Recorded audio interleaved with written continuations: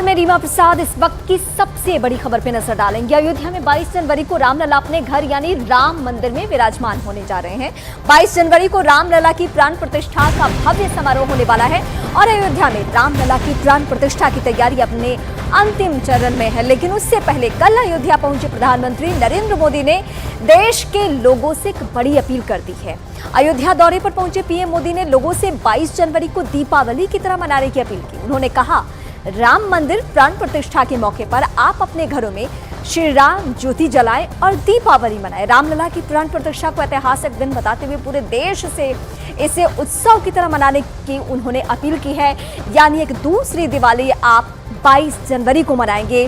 सभी भारतवासियों से अपील की है देश के प्रधानमंत्री नरेंद्र मोदी ने कि जब वो शुभ घड़ी जब रामलला मंदिर में विराजेंगे उसके बाद आप दीपावली मना सकते हैं। कल अयोध्या दौरे पर पीएम मोदी ने अंतर्राष्ट्रीय हवाई अड्डे, भव्य रेलवे स्टेशन समेत करीब 16,000 करोड़ रुपए की परियोजनाओं की सौगात दी और इसी दौरान उन्होंने रामलला की प्राण प्रतिष्ठा के लिए देशवासियों से श्री राम ज्योति जलाने की अपील भी की। इसके साथ ही उन्होंने हर मंदिर में 14 जनवरी से 22 जनवरी तक स्वच्छता अभियान चलाने की बात भी कही है, जिसको देश के नागरिक हाथों हाथ लेंगे, क्योंकि इससे पहले भी पीएम ने जितनी गुजारिशें की है, जितने अपील किए हैं, उन सब का असर हमें देखने को मिला है और वही एक बार फिर होने जा रहा है।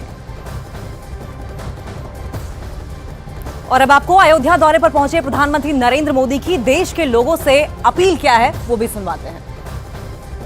भूमि से प्रार्थना कर रहा हूं, अयोध्या की प्रभु राम की नगरी से प्रार्थना कर रहा हूं।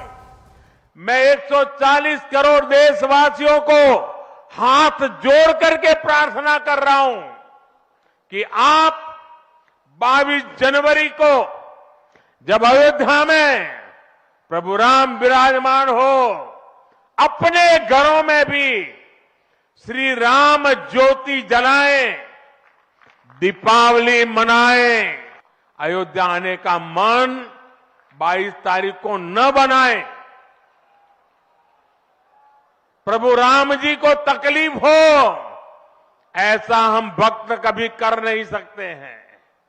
प्रभु राम जी पधार रहे हैं तो हम भी कुछ दिन इंतजार करें। 550 साल इंतजार किया है, कुछ दिन और इंतजार कीजिए। देश भर के लोगों से मेरी प्रार्थना है, भव्य राम मंदिर के निर्माण के निमित्त एक सप्ताह पहले 14 जनवरी मकर संक्रांति के दिन से पूरे देश के छोटे मोटे सब तीर्थ स्थलों पर स्वच्छता का एक बहुत बड़ा अभियान चलाया जाना चाहिए।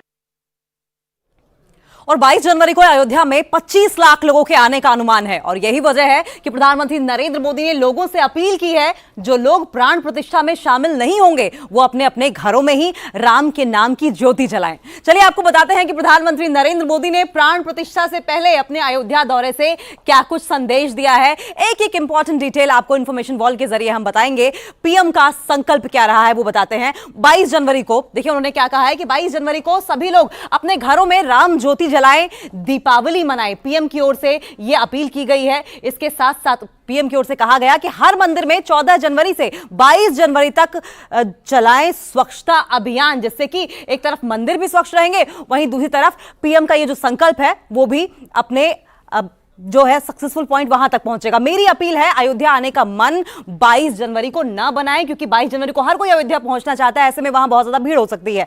आज का भारत अपने तीर्थों को संवार रहा है। इसके अलावा उन्होंने कहा कि अयोध्या धाम रेलवे स्टेशन पर हर दिन 60,000 लोग आ सकेंगे। अयोध्या धाम रेलवे स्टेशन पर। इसके अलावा अयोध्या को भारत का सबसे स्वच्छ शहर बनाने का संकल्प लिया जाए, इस पर भी प्रधानमंत्री नरेंद्र मोदी की ओर से अपील की गई है, ध्यान आकर्षित किया गया है। कल अयोध्या दौरे पर पीएम ने अयोध्या को कई सौगात दी है। बीजेपी नेताओं के मुताबिक ये सौगात मोदी की गारंटी है।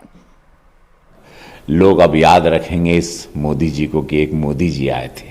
वाह, ऐना और पूरा अवध में राम के लिए ऐना, ऐसे मोदी जी ऐना। तो मोदी जी को बारंबार प्रणाम, पूरा सशक्त नमन कर रहा है पूरा भारत। ये नया भारत अपने इस नए शिल्पकार कर्मठ और अयोध्या में 22 जनवरी को भगवान श्री राम की प्राण प्रतिष्ठा होगी, लेकिन उससे पहले सियासत भी खूब हो रही है। आपको बताते हैं कि किस पार्टी के नेता ने प्रधानमंत्री मोदी के अयोध्या दौरे और राम मंदिर को लेकर क्या कुछ बयान दिया है, कि करके इंफॉर्मेशन वॉल के जरिए दोबारा आपको बताएंगे कि कौन सी पार्टी, कौन सा नेता और क्या बयान। बीजेपी की ओर से 22 जनवरी को ऐलान होगा कि हम प्रभु श्री राम को चुनाव में खड़ा कर रहे हैं। संजय राउत शिवसेना नेता की ओर से बातें कही गई हैं। इसके अलावा प्रधानमंत्री जो कुछ अयोध्या में कर रहे हैं वो विकास कम है और 2024 के लोकसभा चुनाव की तैयारी ज्यादा है। ये किसने कहा है? राशिद अल्वी, कांग्रेस के नेता हैं। रामलला किसी एक पार्टी की संपत्ति नहीं है, उसके ऊपर राजनीति मत कीजिए। उद्धव ठाकरे शिवसेना नेता की ओर से बात कही गई। भगवान बुलाते हैं तो सब जाते हैं, कब किसको भगवान बुला ले किसको पता है। अखिलेश यादव समाजवादी पार्टी के नेता है, उनकी ओर से यह बड़ी बात है वो जो कही गई है। पीएम मोदी के अयोध्या दौरे को लेकर विपक्ष के नेताओं ने हमला बोला, क्या क्या कहा, सुनवाते हैं आपको। रामलला किसी एक की प्रॉपर्टी या एक पार्टी की प्रॉपर्टी नहीं है, वो लाखों करोड़ों जितने सारे राम भक्त हैं उनके एक आस्था और श्रद्धा का स्थान है। उसके ऊपर आप आपकी राजनीति मत करो, क्योंकि ये जो फैसला किया है वो सुप्रीम कोर्ट ने दिया है। हजारों साल युगों युग जो आस्थाएं जिंदा रहती हैं उनको 22 दिन में सीमित मत कर दीजिए। भगवान राम की आस्था में अगर वो जा रहे हैं तो उनका सौभाग्य है, और अगर राजनीति हो रही है तो वो दुखद बात है। राजनीति ना हो, भगवान राम की आस्था हो, सभी उसका सम्मान करेंगे, सभी उसको स्वीकार करेंगे। लोग अयोध्या जाएंगे, लोग भगवान श्री राम के दर्शन करने जाएंगे, भगवान श्री राम जी के परिवार जो है उनका दर्शन करेंगे, तो लोग तो जाएंगे। और ये लोग जाएंगे जिनको भगवान बुलाएंगे, और जब जिसका समय आएगा वो जाएगा। और 22 जनवरी को रामलला की प्राण प्रतिष्ठा के मौके पर प्रधानमंत्री नरेंद्र मोदी के हर घर दिवाली मनाने की अपील पर अयोध्या के संत काफी खुश नजर आ रहे हैं। साधु संतों की ओर से क्या कुछ कहा गया है ये भी आपको सुनवाते हैं। राम बाहरी नहीं है, धार्मिक है, ऐतिहासिक है।